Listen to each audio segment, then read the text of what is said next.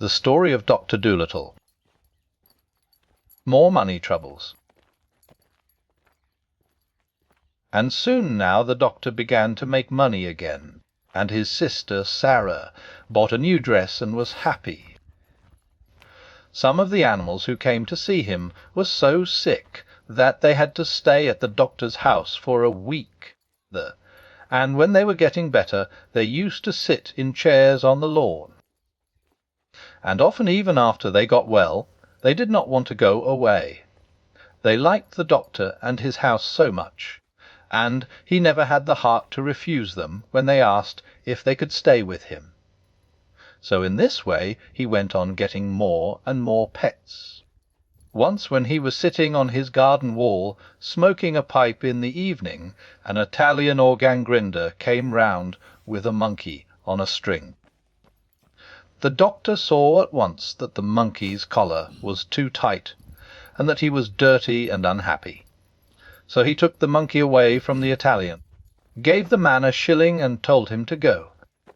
The organ grinder got awfully angry, and said that he wanted to keep the monkey, but the doctor told him that if he didn't go away he would punch him on the nose. John Dolittle was a strong man, though he wasn't very tall. So the Italian went away saying rude things, and the monkey stayed with Doctor Dolittle and had a good home. The other animals in the house called him Chi-Chi, which is a common word in monkey language meaning ginger. And another time, when the circus came to Puddleby, the crocodile, who had a bad tooth-arch, escaped at night and came into the doctor's garden. The doctor talked to him in crocodile language and took him into the house and made his tooth better.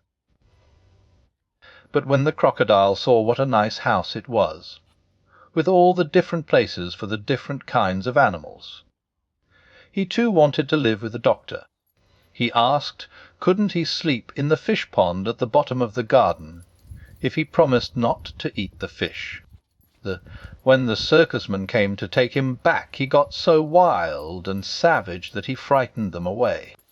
But to every one in the house he was always as gentle as a kitten. But now the old ladies grew afraid to send their lapdogs to Doctor Dolittle because of the crocodile.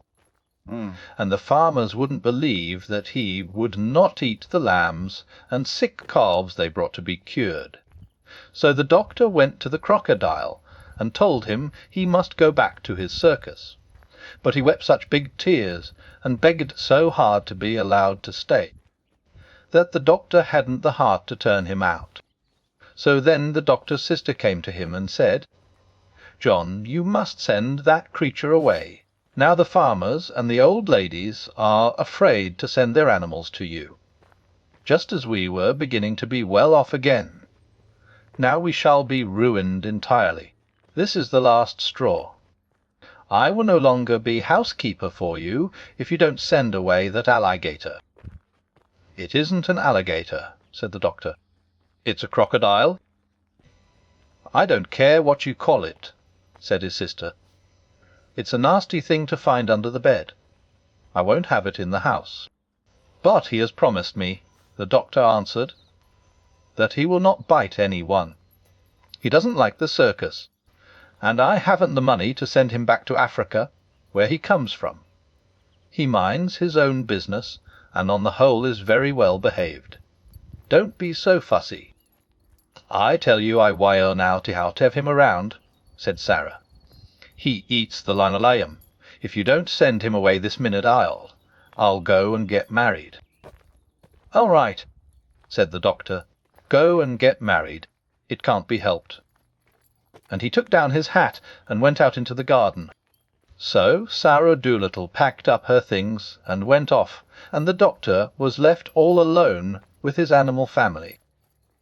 And very soon he was poorer than he had ever been before. With all these mouths to fill, and the house to look after, and no one to do the mending, and no money coming in to pay the butcher's bill, things began to look very difficult. But the doctor didn't worry at all.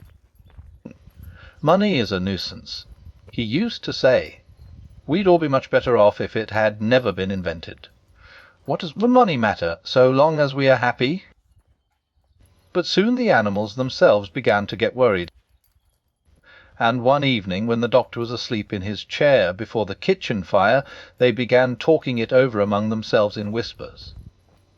And the owl, Too, who was good at arithmetic, figured it out that there was only money enough left to last another week, if they each had 1 meal a day, and no more. Then the parrot said, "I think we all ought to do the housework ourselves. At least we can do that much. After all, it is for our sakes that the old man finds himself so lonely and so poor." So it was agreed that the monkey, Chi-Chi, was to do the cooking and mending, the dog was to sweep the floors, the duck was to dust and make the beds, the owl, Too, was to keep the accounts, and the pig was to do the gardening. They made Polynesia, the parrot, housekeeper and laundress, because she was the oldest. Of course, at first they all found their new jobs very hard to do, all except Chi-Chi, who had hands, and could do things like a man. But they soon got used to it, and they used to think it great fun to watch Jip, the dog, sweeping his tail over the floor with a rag tied onto it for a broom. After a little they got to do the work so well that the doctor said that he had never had his house kept so tidy or so clean before. In this way things went along all right for a while, but without money they found it very hard. Then the animals made a vegetable and flower stall outside the garden gate, and sold radishes and roses to the people that passed by along the road. But still they didn't seem to make enough money to pay all the bills. And still the doctor wouldn't worry. When the parrot came to him and told him that the fishmonger wouldn't give them any more fish, he said, "Never mind. So long as the hens lay eggs, and the cow gives milk, we can have omelettes and junket. And there are plenty of vegetables left in the garden. The winter is still a long way off. Don't fuss." That was the trouble with Sarah. She would fuss. I wonder how Sarah's getting on. An excellent woman, in some ways. Well. But the snow came earlier than usual that year, and although the old lame horse hauled in plenty of wood from the forest outside the town, so they could have a big fire in the kitchen, most of the vegetables in the garden were gone, and the rest were covered with snow, and many of the animals were really hungry.